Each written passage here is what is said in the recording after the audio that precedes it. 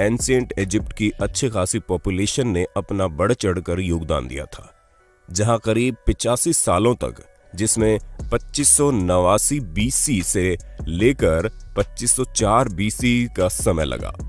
और इतने समय के अंतराल में इजिप्ट के रहने वाले लोगों ने अपना खून पसीना करके इस पिरामिड को तैयार किया था, ताकि वो अपने नेशनल आइकॉन को खड़ा कर सके। ऐसे में जो लोग इतने बड़े बड़े पत्थरों को नहीं उठा सकते थे, उन्होंने यहाँ पर काम करने वाले लोगों के लिए खाना, रहने और बाकी चीजों की व्यवस्था की। यानी कि हर इंसान ने अपने लेवल का काम किया, जिसमें कुछ लोग सिक्योरिटी के लिए काम करते थे, तो कुछ लोग भारी भरकम पत्थरों को जुटाने के लिए दूर दराज इलाकों में चले जाते थे, ताकि वो अपने नेशनल आइकॉन को खड़ा कर सके। ऐसे में दोस्तों उनकी मेहनत रंग लाई और ये पिरामिड वाकई में दुनिया भर में जाना जाता है। चलिए दोस्तों, अब आपके सबसे फेवरेट माइकल जैक्सन की बात करते हैं, क्योंकि इस बात से कोई इनकार नहीं कर सकता कि माइकल जैक्सन ने पॉप म्यूजिक में एक अलग ही मुकाम हासिल किया था, जहां ये सिंगर के साथ साथ एक बेहतरीन डांसर भी थे और इनके डांस मूव तो वाकई माशाल्लाह थे। ऐसे में उनका मून वॉक करने का जो स्टाइल था वो लोगों में बड़ा फेमस हुआ। पर अफसोस दोस्तों, आपको ये जानकर हैरानी होगी कि इस मून वॉक को माइकल जैक्सन ने इवेंट नहीं किया था। हालांकि उन्होंने इसे सबसे पहले 1983 में परफॉर्म किया था, पर दोस्तों असल में माइकल जैक्सन ने ये मून वॉक कैस्पर कैंडिडेट और कूली जैक्सन से सीखा था, जिन्होंने 1970 में इसे परफॉर्म कर दिया था। वहीं मार्शल मार्कियो ने भी इस मून वॉक को माइकल जैक्सन से पहले परफॉर्म कर दिया था, और इन सभी लोगों से पहले बिल बैले नाम के टैप डांसर ने भी इसे परफॉर्म किया था। ऐसे में ये बता पाना मुश्किल है कि इस मून वॉक को किसने इन्वेंट किया, लेकिन वो शख्स माइकल जैक्सन तो नहीं है। अब आप एक और सिर घुमा देने वाली बात सुनिए, क्योंकि आप लोगों ने कार्बन डेटिंग का नाम तो सुना ही होगा। अरे नहीं दोस्तों, ये टिंडर में राइट लेफ्ट स्वाइप करने वाली डेटिंग नहीं है, बल्कि एक ऐसा मेथड है जिसके जरिए एटमॉस्फेयर में कार्बन डाइऑक्साइड के चेंज होने पर चीजों की असली उम्र बताई जा सकती है। ऐसे में आर्कियोलॉजिस्ट कार्बन डेटिंग का इस्तेमाल करके ये पता लगाते हैं कि उनके द्वारा खोजी गई चीजें कितनी पुरानी है, और इसी वजह से हम भी आपको जितनी भी चीजों की जानकारी देते हैं उनकी उम्र कार्बन डेटिंग के हिसाब से ही होती है। और विलर्ड लिबी नाम के जिस प्रोफेसर ने कार्बन डेट्स का पता लगाया था, और इस काम के लिए उन्हें नोबेल प्राइज भी मिला था।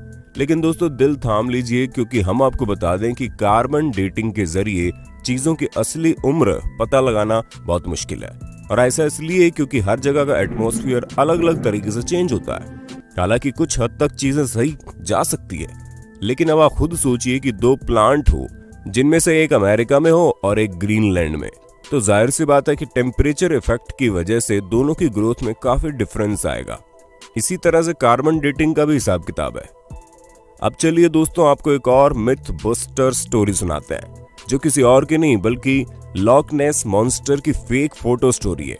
जी हाँ दोस्तों, जहां इस मॉन्स्टर की फोटो को न्यूज़पेपर में दिखाकर लोगों को हैरान करने में कोई कसर नहीं छोड़ी गई थी, और कई सारे लोग तो इस बात पर विश्वास भी कर बैठे थे कि सालों पहले गायब हो चुका ये क्रिएचर अब वापस से तहलका मचाने आ गया है। ऐसे में दोस्तों लॉक नेस को स्कॉटलैंड में देखे जाने की बात कही गई। इस तस्वीर को सबसे पहले रॉबर्ट केनेथ विल्सन ने 1934 में लोगों के सामने रखा, और करीब 60 सालों तक इनकी ली गई इस तस्वीर को सच्चा समझा जा रहा था। लेकिन वो कहते हैं ना कि झूठ के दिन 4, सच चले 1000 साल।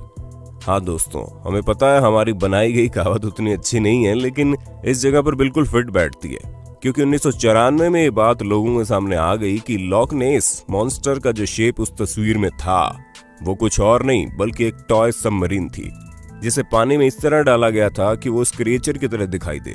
और ऐसा मर्म्यूडेक नाम के जर्नलिस्ट ने किया था, ताकि वो अपने न्यूज़पेपर से बदला ले सके, क्योंकि उनके न्यूज़पेपर ने लॉक नेस मॉन्स्टर के बारे में छापने की वजह से उन्हें बातें सुना दी थी, और इसी वजह से उन्होंने इतनी बड़ी कहानी रची जिसके चंगुल में दुनिया करीब 60 सालों तक थी। दोस्तों, जब आप दुनिया के अजूबों के बारे में सोचते होंगे तो आपके दिमाग में सबसे पहले क्या आता होगा? माचू पिच्चू, ताजमहल या ग्रेट वॉल ऑफ चाइना? लेकिन बाकी सबका तो ठीक है, लेकिन ग्रेट वॉल ऑफ चाइना के बारे में हम आपको बता दें, ये इतना भी ग्रेट नहीं है कि स्पेस से दिखने लग जाए। जी हाँ दोस्तों, क्योंकि सच्चाई तो ये है कि ये इतना बड़ा भी नहीं है कि इसे हमारे एटमॉस्फेयर के बाहर किसी भी जगह से देखा जा सके, फिर चाहे वो मून ही क्यों ना हो, जो हमारे सबसे करीब है। और ये हम अपने मन से नहीं कह रहे,